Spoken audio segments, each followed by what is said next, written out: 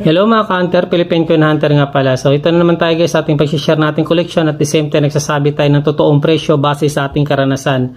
So balik tayo dito sa ating tatalakayin na barya. Ito yung 5 centavo na English series. Pag sinabing English series guys, may taon siyang nag-uumpisa sa 1958 hanggang 1966. So dito sa ating tampok na barya, ito yung 1966 na coin na 5 centavo na UNC condition, yung tipong kakalabas lang galing sa bangko ganito. Kasi nakagaling to sa nakarol, binili ko to noon ng 4,000, parang pumapatak siya ng hindi ako nagkakamali, nasa 80 ang isa noon.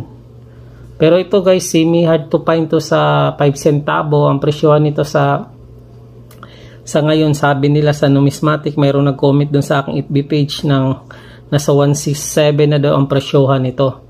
Di ko lang alam yun kung totoo yun or hindi.